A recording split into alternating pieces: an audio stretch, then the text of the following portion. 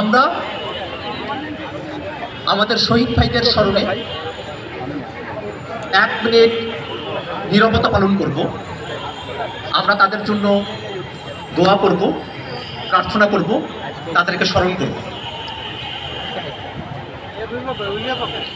আমরা নীরবতা সময় শুরু করছি।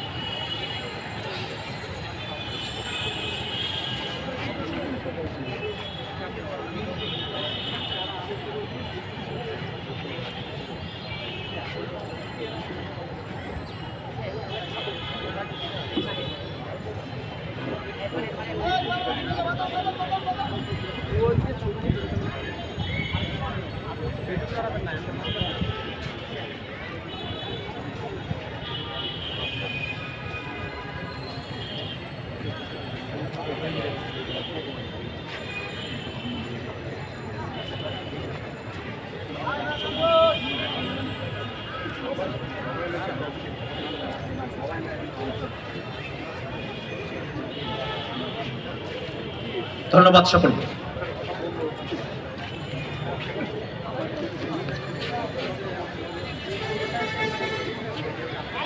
শত শত শহীদ এবং আহতরা তারা যে স্বপ্নের জন্য জীবন দিয়েছিলেন, রাজপথের সংগ্রামে অংশ নিয়েছিলেন, আমরা তরুণ যুবকরা সেই স্বপ্নকে আমাদের কাঁধে তুলে নিতে চাই। আমরা চাই গণহত্যাকারীরা তাদেরকে যথাযথ বিচারের আওতায় নিয়ে আসা হবে।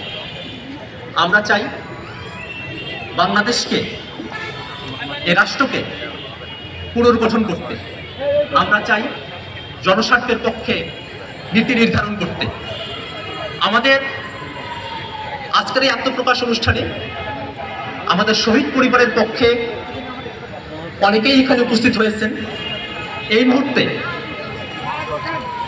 আমি কথা বলার জন্য আহ্বান জানাবো শহীদ মোহাম্মদ আহনাফ আবির আশরাফুল্লাহ এর বোন সাইয়েদা আক্তার ও শহীদ রায়হান হোসেন সাদ্দামের বোন স্বর্ণা আক্তারকে।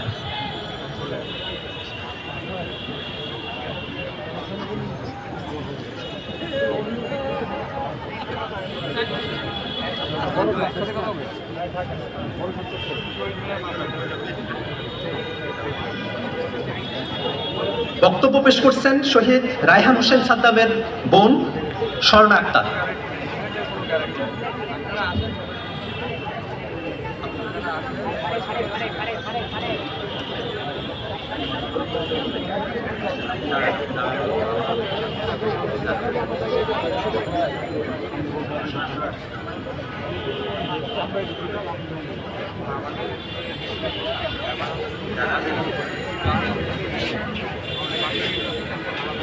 সবাইকে আসসালামু আলাইকুম। আমি গত 5ই আগস্ট সরকার